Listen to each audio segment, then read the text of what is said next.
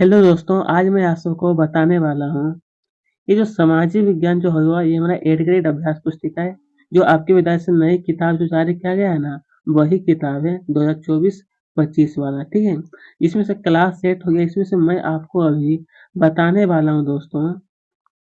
आइए इस प्रकार से देखिए आपका बुक जारी किया गया है, यहाँ पर देख सकते हैं अच्छी तरीके से। तो प्यारे दोस्तों, ये जो आप सब देख रहे हैं ये हमारा अनुक्रमणिका है। इसमें से यहाँ पे देखिए सभी पाठों का नाम दिया गया है। तो इसमें से मैं आपको अभी अभी बताने वाला हूँ, ये जो अध्याय नंबर 3 है जिसका नाम है कि ग्रामीण क्षेत्र पर शासन चलाना। तो चलिए अब आगे की ओर देखते हैं। तो प्यारे दोस्तों, ये जो आप देख रहे हैं बिल्कुल नई किताब का यह क्या आपके लिए स्पेशल पीडीएफ बनाया गया है। यहाँ पर आप आसानी पूर्वक से आप यहाँ से नोट कर सकते हैं। तो आइए दोस्तों देखिए, कहा गया है कि किस व्यवस्था के अंतर्गत कंपनी के द्वारा राजाओं और तालुके तालुकेदारों को जमींदारों के रूप में मान्यता दी गई। तो यहाँ पर ऑप्शन में कहा कि महलवारी बंदोबस्त, अस्थाई बंदोबस्त, रैयतवारी बंदोबस्त या फिर पट्टेदारी। तो ऑप्शन नंबर बी जो है ना वो अस्थाई बंदोबस्त, ये बिल्कुल सही है। आइए यहाँ देखिए प्रश्न 2, ये जो देख रहे हैं बिल्कुल क्या है आपके लिए 2024-25 वाला जो जारी किया गया ना बुक, वही बुक का है, ठीक है? क्या है, महाल वारी व्यवस्था में महाल जो है ना, महाल शब्द का अर्थ क्या होता है, क्या इसका अर्थ? तो यहाँ पर कहा है कि जन समूह, ग्राम समूह, नगर समूह या फिर प्रदेश समूह। तो ये जो आप देख रहे हैं ग्राम समूह, यह बिल्कुल सही है। क्या होगा? तो ग्राम समूह ही होगा। आइए प्रश्न 3 में क्या है, भारत में ये जो हमारा है नील उत्पादन के प्रमुख केंद्र थे कौन? तो यहाँ पर बताया गया है कि बंगाल बिहार है, या फिर उत्तर प्रदेश बंगाल है, या फिर पंजाब मैसूर है, या फिर बंगाल असम है। तो ये जो है, बंगाल और बिहार क्या था, नील में थोड़ा मतलब अधिक खेती यहाँ पे किया जाता था। अभी ब्रिटिश शासन में 1 बीघा की माप थी। ब्रिटिश के जब शासन था दोस्तों, यानी अंग्रेजों का जब शासन था, तो उस समय 1 बीघा की माप कितना था? 1/3 एकड़, 2/3 एकड़, आधा एकड़ या फिर 1 एकड़। तो ये जो है 1/3 एकड़ था। कितना? 1/3 एकड़, ठीक है? आइए इसी तरह से कहा है कि अस्थाई अस्थाई बंदोबस्त भू राजस्व व्यवस्था किस गवर्नर के कार्यकाल में लागू हुई? कौन से गवर्नर के कार्यकाल में? यहाँ पर कहा कि लॉर्ड डलहौजी, लॉर्ड वेले वेलेजली या फिर लाई वॉरेन हेस्टिंग्स या फिर लॉर्ड कॉर्नवालिस। तो ये जो है लॉर्ड कॉर्नवालिस जो है बिल्कुल सही है।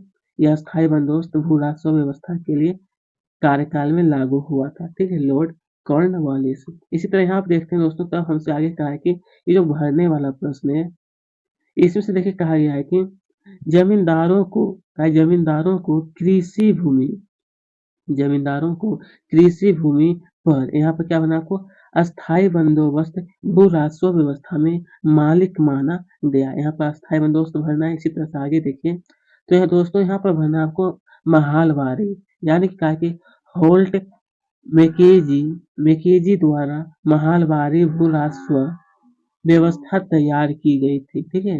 इसी तरह यहाँ पर क्या है कि चंपारण आंदोलन, यहाँ पर भरना है दोस्तों आपको नील बागान मालिकों के विरुद्ध विरुद्ध हुआ था, ठीक है?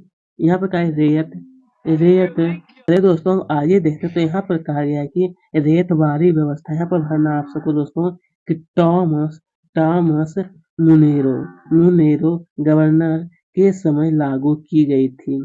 इसी तरह से यहाँ पर कहा कि दक्षिण भारत में अस्थाई बंदोबस्त के स्थान पर यहाँ पर क्या बना, कोई रेतवारी, क्या बना है, रेतवारी भू राजस्व व्यवस्था लागू की गई थी, ठीक है? बस ये आप अच्छी तरह से भर लीजिए। तो आइए दोस्तों हम आगे देखते हैं। यहाँ पर देखिए प्रश्न क्रमांक 7 में पूछा गया कि बंगाल में कंपनी द्वारा खरीदी जाने वाली वस्तुओं का मूल्य दोगुना क्यों हो गया था? यानी बंगाल में कंपनी द्वारा खरीदी जाने वाली वस्तु का मूल्य आखिरकार दोस्तों दोगुना क्यों हुआ था? तो आइए इसके बारे में आप सबको लिखना है उत्तर में कि कंपनी किसानों से भारी भरकम लगान चाहती थी और और ज़्यादा से ज़्यादा राजस्व हासिल करना चाहती थी। उनकी कोशिश थी कि वह कम से कम कीमत पर बढ़िया सूती और रेशमी कपड़ा खरीदे। इसी कारण कुछ ही वर्षों में बंगाल में कंपनी द्वारा खरीदी जाने वाली वस्तुओं का मूल्य 2 गुना हो गया था। ये सबसे बड़ा कारण नहीं था, ठीक है? इसके बारे में ये आपको लिखिएगा। आइए तब अब देखिए यहाँ पे क्या है कि ये जो कंपनी है ना दोस्तों, कंपनी द्वारा अस्थाई बंदोबस्त क्यों लागू किया गया था? आखिरकार क्यों? तो आइए आपको लिखना है कि कंपनी द्वारा 1793 में अस्थाई बंदोबस्त इसलिए लागू किया गया ताकि उन्हें नियमित रूप से राजस्व की राजस्व की प्राप्ति हो सके और जमींदारों को जमीन में सुधार के लिए खर्च करने का प्रोत्साहन मिलेगा। क्या चीज? तो खर्च करने का जो प्रोत्साहन है ना दोस्तों वो मिलेगा इसीलिए। आइए दोस्तों अब देखते हैं यहाँ पर देखिए क्या है बंगाल। ये जो दिया गया है ना दोस्तों बंगाल क्या है, बंगाल अर्थव्यवस्था के गहरे संकट में आने से किसानों पर क्या प्रभाव पड़ा? बंगाल अर्थव्यवस्था के गहरे संकट में आने से किसानों पर, तो इसके बाद लिखना कि बंगाल अर्थव्यवस्था के गहरे संकट में आने से किसानों की खेती भी चौपट हो गई, जिससे उन्हें लगान चुकाने में परेशानी आने लगी। साथ साथ भूखमरी के कारण मृत्यु को प्राप्त हो गई ठीक है? ये वाला नहीं लिखना है, बस इतना ही आपको लिख लेना है, ठीक है?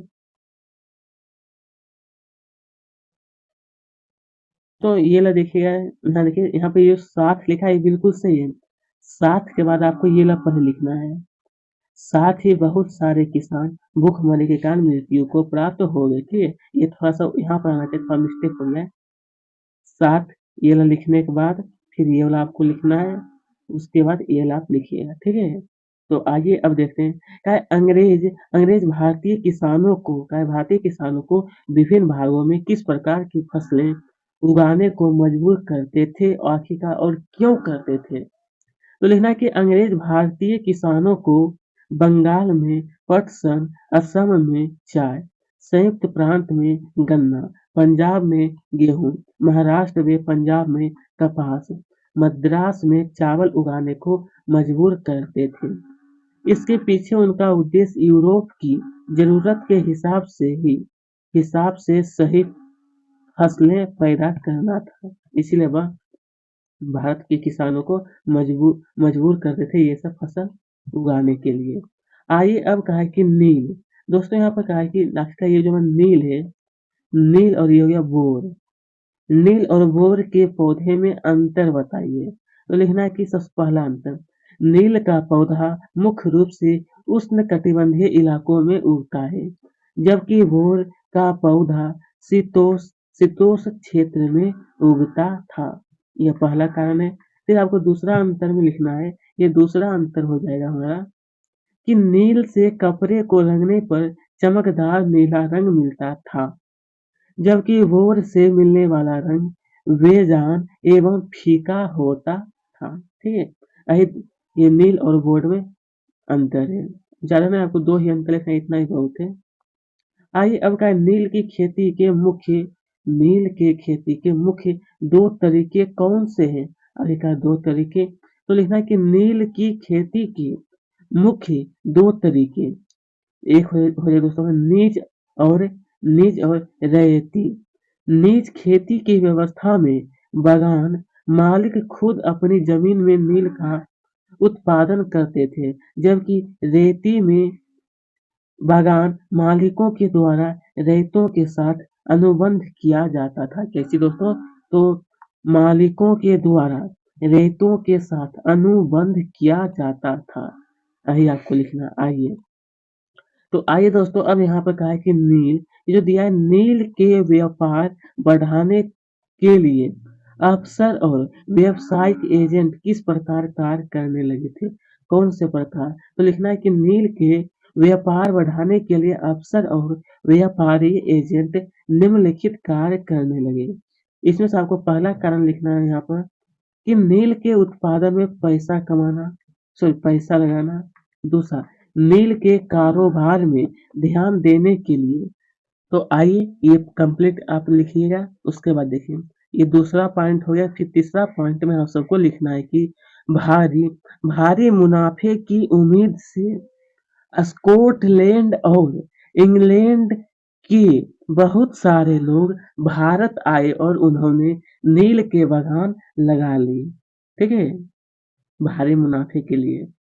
और वो मतलब जहाँ पर दोस्तों एक बार अगर नील की खेती हो जाता है ना, तो अगर वहाँ पर अगर दोबारा अगर खेती करना चाहेंगे दूसरी फसल बोने के लिए, तो वो फसल होता ही नहीं था। वो बंजर भूमि जो था दोस्तों वो बंजर बन जाता था। ठीक है, इसलिए अभी के समय में नील की खेती नहीं किया जाता है। चलिए अब इसके आगे कहा है कि महालवारी और रेतवारी भू राजस्व व्यवस्था में क्या अंतर था किसमें दोस्तों। अब यहाँ देखिए क्या है, ये जो महालवारी है और ये जो दिया है रेतवारी भू राज व्यवस्था में, तो लिखना है कि रेतवारी भू राजस्व में राज वित्त करने का अधिकार जमींदार को दिया गया था, जबकि महालवारी व्यवस्था में राजस्व जमा करने की जवाबदेही गांव के मुखिया को सौंप दिया गया था। इसके साथ ही रेतवारी का क्षेत्र बंगाल, बिहार और ओडिशा था, जबकि महालवारी का क्षेत्र उत्तर प्रदेश, महाप्रांत और पंजाब था। ठीक है, ये दोनों में अंतर ही है जो आप लिखिएगा। आइए दोस्तों अब देखते हैं, तो यहाँ पर कहा गया कि किसानों कहा है दोस्तों यहाँ पर कि किसानों को नील की खेती करने में क्या मुख्य समस्याएं आ रही थी। आखिर किसानों को नील की खेती करने में उसको समस्या क्या आ रही थी, तो लिखना है कि किसानों को नील की खेती में निम्नलिखित समस्या आ रही थी। पहला, बागान मालिक चाहते थे कि किसान सबसे बढ़िया खेतों में ही नील की खेती करे। अगर वहां पर एक बार खेती हो जाता था तो उसके बाद वो भूमि बंजर बन जाता था। ठीक है, नील की खेती के बाद वहां धान की खेती नहीं की जा सकती थी। ठीक है, उसका नील की खेती की प्रणाली से शोषणकारी थी। कैसी दोस्तों, तो वहां की नील की खेती की जो प्रणाली थी वो कैसी थी, शोषणकारी थी। अब है दोस्तों अंग्रेजों ने भारत में व्यावसायिक फसलों के उत्पादन के लिए जोर क्यों दिया, इसका भारतीय किसानों पर क्या प्रभाव पड़ा। आगे का दोस्तों भारतीय किसानों पर, तो आइए लिखना है कि अंग्रेजों ने भारत में व्यावसायिक फसलों के उत्पादन के लिए जोर इसलिए दिया क्योंकि भारत में ब्रिटिश उद्योगों की मांगों को पूरा करना और यूरोपीय और अमेरिकी बाजारों में ब्रिटेन के लिए वाणिज्यिक लाभ उत्पन्न करना था। भारत में व्यावसायिकीकरण के दौरान खाद्यान्न के उत्पादन के तहत कुल क्षेत्र में कमी आ गई थी। ठीक है, आइए दोस्तों अब देखते हैं क्या है यहाँ पर कि बंगाल, ये जो दिया गया प्यार दोस्तों कि बंगाल के रेतों ने नील विद्रोह कब और कैसे किया था, कब और कैसे। तो आइए लिखना है कि नील नील विद्रोह किसानों यहाँ पर जो दोस्तों किसानों द्वारा, ठीक है, किसानों द्वारा किया गया एक आंदोलन था। यह आंदोलन बंगाल के किसानों द्वारा सन 1859 में किया गया था। मार्च 1859 में बंगाल के हजारों किसानों ने नील की खेती से इनकार कर दिया। जैसे जैसे विद्रोह फैला, किसानों ने बागान मालिकों का लगान चुकाने से इनकार कर दिया। क्या चीज, तो मालिकों का लगान चुकाने से इनकार कर दिया था। ठीक है, तो आइए आइए अब उसके बाद देखिए इतना लिखिएगा, फिर आपको एक बात और लिख देना है, ये वाला नीचे वाला कि किसानों ने तलवार, भाले और तीर कमान लेकर नील फैक्ट्रियों पर हमला कर दिया, क्योंकि दोस्तों किसानों को बहुत सारी परेशानियां आ रही थी इस नील की खेती करने के लिए। इसलिए वो नहीं चाहते थे कि हम नील का खेती करें, इसलिए उनको ये सब चीज करना पड़ा था। अब ये जो दिया गया, महात्मा गांधी के चंपारण आंदोलन की शुरुआत किस बात को लेकर हुई थी। तो आइए लिखना है कि बिहार के चंपारण जिले में रहने वाले